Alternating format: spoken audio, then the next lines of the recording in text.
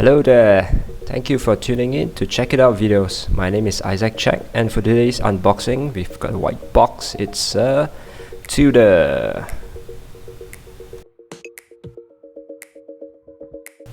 written all over the boxes. Great packaging as it should be. Oh, gorgeous. You've got a little compartment here, usually for the extra end links for the bracelet, but in this case it's a leather strap, so it's empty. So silicone gel to keep things dry. You've got your hang tag over here. So under the watch you've got your usual stuff, instruction manual which nobody reads because we are men, warranty card, and just get to the watch already. So right out of the box, this one feels different. Well, I mean it should, it's silver, so you've got that little extra weight to it compared to the previous Black Bay 58s, which is nice. I've always loved a watch that are heavier.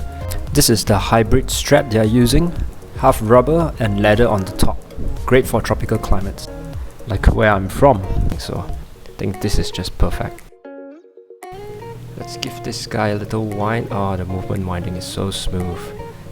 Well, nobody likes to see a watch with a second hand that's not moving. Now set it to everybody's favorite 1010.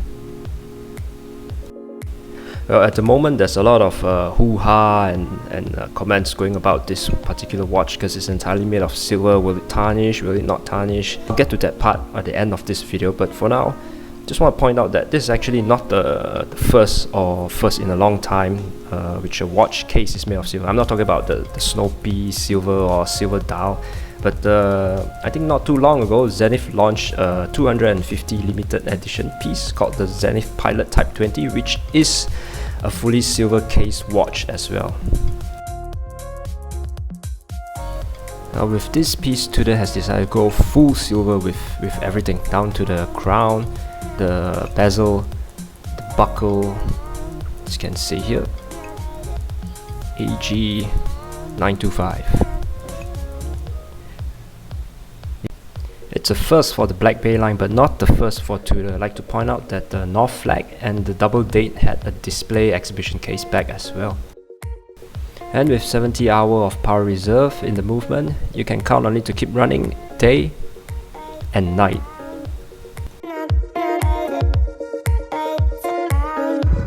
Let's give this bezel a go. It's always a pleasure to turn Rolex and Tudor bezels. Oh, just hear that. I'm gonna shut up for a while, just let you hear that. Oh, just so satisfying. That click, that firm, but you get a little bit of playback between the 6 and 3 o'clock. It is strange. I don't know why you don't get this on the other steel Black Bays, but the rest of the spaces, it's fine. And of course the reassuring click when you hit the 12 o'clock as with other Tudor Black Bays. For the movement, a lot of it has been going on that it's not finished, it's not polished, it's ugly, but in my opinion I think it matches the watch really well, as the whole watch is brush finish, and I think that's somewhat of a rustic elegance to it, if I may. And I think having this complements the entire watch very well. From lug to lug it's 47 mm, inner lugs are 20 mm, and total diameter of 39 mm. So overall it's a pretty well sized watch. It does wear a little larger though on my 6¼ inch wrist, or 16 cm in matrix system. It's due to the outer extremities of the lugs. Thickness of the watch is 12.7 mm thick. It's about 0.8 mm thicker than the previous due to that display case back. In my opinion, this extra thickness is not very noticeable. It's due to mainly the crystals on the watch, which actually still sits quite well on the wrist. And you have this beautiful double dome sapphire crystal sitting on the top. You get that nice liquidy effect on the corners and the edges when you do that turn thing on the watch. Yeah, you see that reflection. Oh, just gorgeous. Just gives you that nice vintage vibe. So in the previous lighting you can see that the watch is more of a warm taupe color, but in the full spectrum white light you can see that the color has changed drastically into a more light to dark grey kind of tone. And in outdoors, in the morning sun, you can see it's got a different hue in color. Again, you can see a little bit of that taupe on the dial.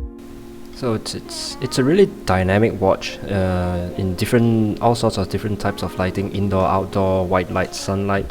You get that different tone, which I think is really cool, because you get a different view and perspective. There's always something to look for in the watch when you are in different locations and settings. And again, as you transition into the evening sun, this is about 7 p.m. You can see the color has changed to a colder tone of grey.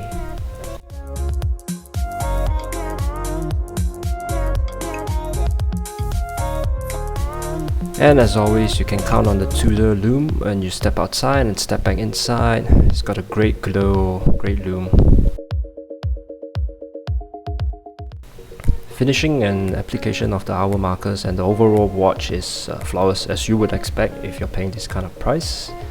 And the movement inside this is the new MT5400. Oh, no, not exactly new, it's basically the same movement as the previous Black Bay 58, it's just a different base plate. They placed it on a larger base plate so it will look better through the execution case back, because it's a fairly small movement. It's quite a joy to look at, that balanced bridge and the escapement taking. So if you're like me, watch nerds out there, when you ever have that horological needs, you can just flip the watch over and look at the display case back. Now, being a Tudor Black Bay 58, it comes with the usual bells and whistles of a Tudor Black Bay line. 200 meters of water resistance, chronometer officially certified. This particular piece is running about 2 seconds slower day, very good. It lives up to what it claims. So the movement is ticking at 28,800 beats per hour. You can see that smooth sweep of that second hand with those snowflake hands. It's just beautiful symmetry.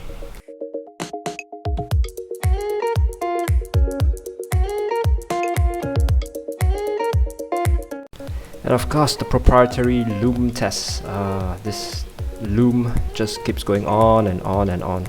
Actually, I've placed it beside the bed, and about 8 hours later when I wake up, the lume, there's a still faint hint of lume still there, so it just continues like that for the rest of the day. So in conclusion, is this watch for me? Oh yeah, definitely. I'd go right ahead and buy it if I had the cash. It's just such a dynamic piece, so much to look for, and the play of color, different tone.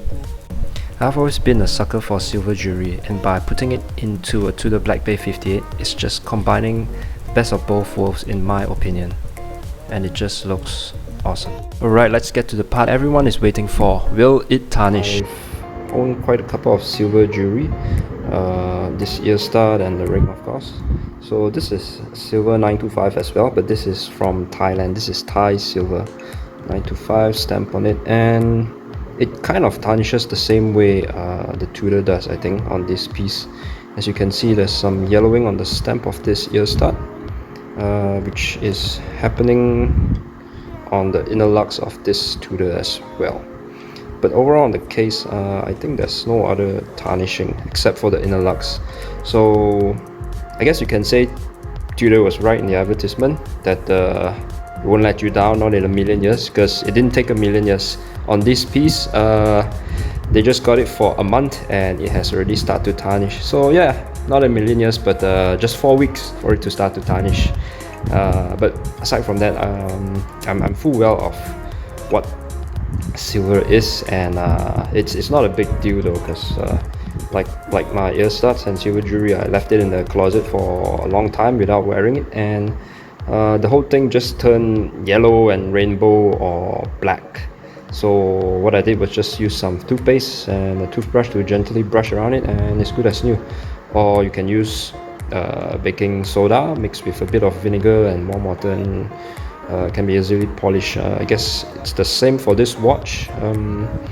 My friend reached out to Tudor, and the Tudor ADM, but they still haven't got a proper answer on what's the best solution to cleaning this particular watch. But well, since it's a dive watch, it's water resistance up to 200 meters, so I don't think a bit of water running through it and scrubbing will do any harm to it for maintenance. But I still do think it's quite inaccurate for them to say will not let you down, will not tarnish in a million years. But So this is what it looks like, brand new B-nib out of the box, and after about a month the inner lux started to tarnish. So silver is actually a very attention seeking material. You have to wipe it, touch it and rub it often in order for it to maintain its shine, and it's a really shiny material at that, which leads me to believe that this is the cause of the tarnishing, because the inner lux is where we can't touch or rub and wipe often, which is why it's only tarnishing there.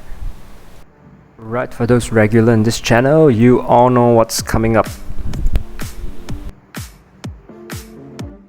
Sexy time.